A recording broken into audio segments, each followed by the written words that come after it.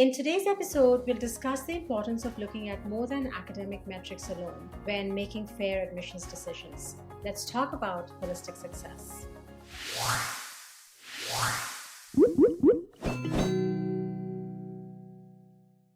Hi everyone, I'm Anju Visen-Singh, VP of Product and Marketing at Acuity Insights, and welcome to this episode of our Holistic Success Show. Here with me today is Peggy Griffin, Assistant Registrar at Dalhousie University School of Nursing. Welcome, Peggy. So excited to have you with us. Thank you very much for having me. Great. Okay. So, Peggy, I was wondering if you could tell us a little bit about yourself before we get started with all the questions. Sure. Hello, everybody. My name is Peggy Griffin. I'm one of the assistant registrars in the admissions office at Dalhousie University. I've worked at Dalhousie. I'm in my 26th year, and I've worked in the admissions sector of admissions for about 16 years now. One of my roles as an assistant registrar admissions is to support nursing admissions for the university. I'm very passionate about it. I do love what I do, and I'm looking forward to providing information for everyone today. That's fantastic. Such an impressive background, Peggy. Thank you so much for making the time to be with us. And so great to have you on the show. So let's get started now. And my first question to you is, you've been working in admissions for several years, like you just sort of outlined. Do you think the idea of fairness has changed over time? Yes, absolutely. When I started in my current position, admission to the nursing program was strictly based just on academics. And what I would see would be students would submit reference letters and they would submit resumes and volunteer work that they've done at a healthcare setting. But unfortunately, due to time and resource limitations, we just didn't have the number to be able to review all of those reference letters and all the extra documents students were submitting. So when we inputted the Casper test, it took away all of those pieces that students were submitting in with their applications, and it makes it more an even playing field for those applicants. Yeah, that's so great to hear. So, when we have to define fairness, like what would you define as fair admissions? So, for example, students who were applying with scores in the 80s, maybe mid 80s, they were often being waitlisted. Even students that had averages in the 90s were being waitlisted. So it was very disappointing for students. It was disappointing for their families. In order to alleviate those kinds of things, what we've done is we've implemented Casper. So students may have a mid 80s average or a low 80s average, but score extremely well on their Casper test. And those are students that we would look at and make an offer of admission to because we feel that those qualities that we're looking for within the Casper test are being met when they have that strong Casper score. Yeah, so really it is about looking at the student or the applicant On a as a whole. whole. Yeah, Yes, absolutely. exactly. Okay, so that is a great path to go down, and taking a more holistic view is something that everyone's talking about. But why is it especially important for those that are entering, caring professions like nursing? One of the other things is it helps us to assess an applicant's fit for our program, right? So the nursing profession, it's a profession that prides itself on providing care to patients and families when they're at their most vulnerable. And so it's important that we admit well-rounded applicants who not only meet the academic requirements, but who show these qualities through completion of their Casper score. And we feel that these applicants are going to make amazing nurses once they graduate from the program. Yeah, so what are those specific qualities that you're looking for? Well, we're looking for empathy and compassion, honesty, trust, all those important qualities that a nurse should have. Yes, absolutely. So, with the changes that you've made in your applications process, have you seen any changes in your classrooms as well, and the types of students that are now entering your classes? While I don't work directly with the students once after they're admitted, they move into registration, they move into their faculty, the School of Nursing. But I have had quite a bit of feedback from faculty and staff within the Faculty of Nursing. And I thought I wrote a couple of things down just to share with you. So, some of the feedback I've been hearing is students are more engaged in classes and with other students and supporting each other. They're empathetic, they're compassionate to their peers and faculty. I don't think I've received one negative comment. The faculty's really noticed a different type of student that they're getting. Yeah, that's amazing. That's so great to hear. So I was just curious to know how long have you been like? How long ago did you change your process? I believe, and I'm going to check that for you, but I believe it was 2015 was when we did implemented Casper for the first time.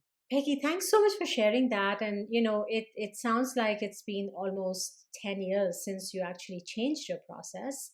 So I was just wondering, what your process looks like right now, what kind of refinements you may have done from the learnings that you've had over these past. Sure. So students will submit an online application. We ask them to upload a transcript or include their grades for grade 11 and the courses they're taking in grade 12 if they're applying for semester one of our program. We have two different entry points. Semester one is directly for high school students, and then semester three is for our students who have previous university work completed. So everybody submits their application, their transcripts. They sign up to take one of the Casper scores. We'll receive their Casper score.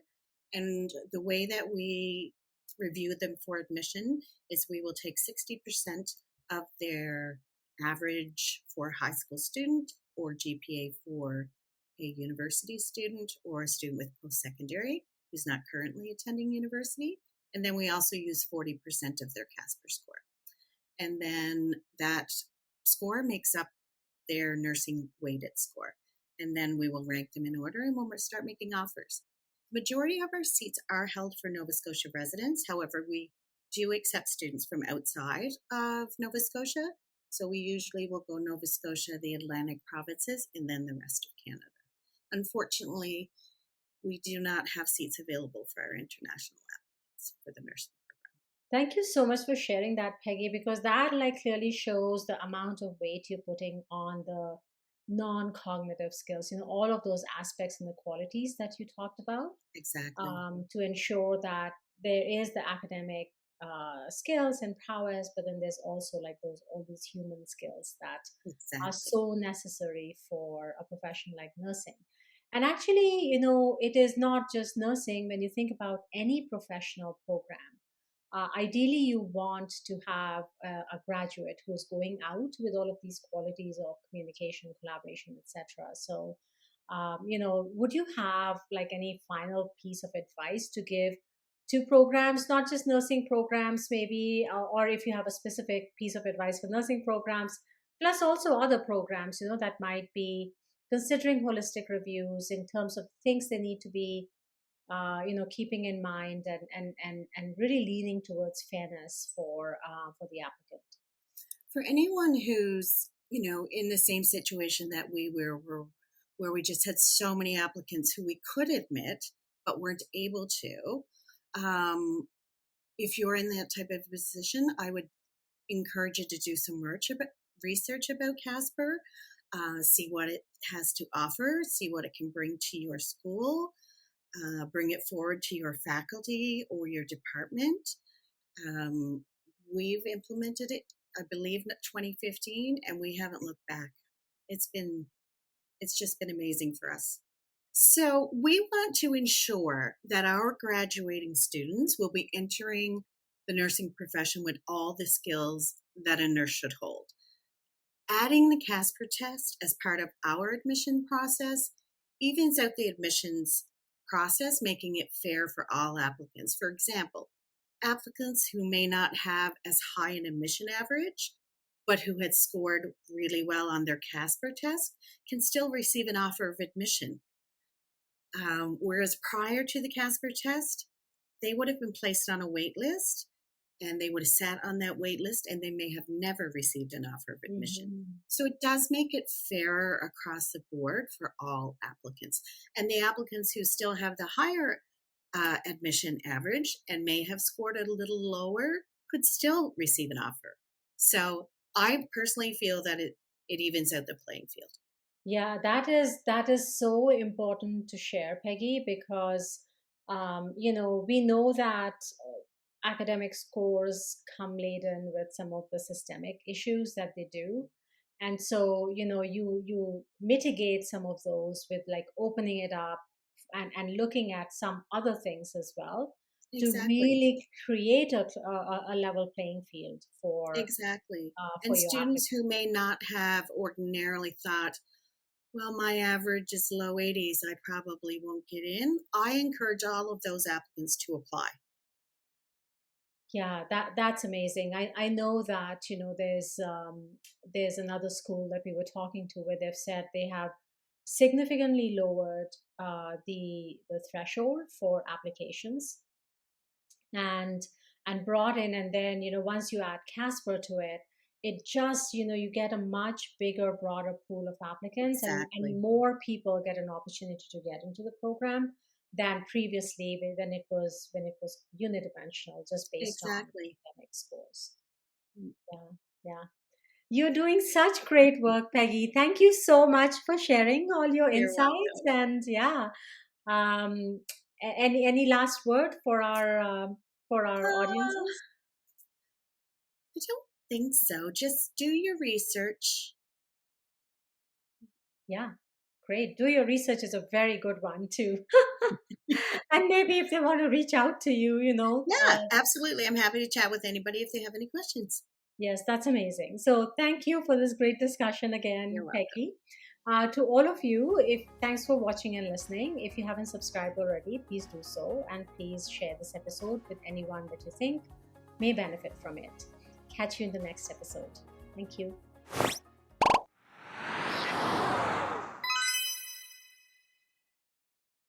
If you enjoyed this episode of the Holistic Success Show, please be sure to check out our other episodes. We have episodes coming out regularly all the time, so please be sure to subscribe so that you can stay up to date on all things related to student and program success in higher education.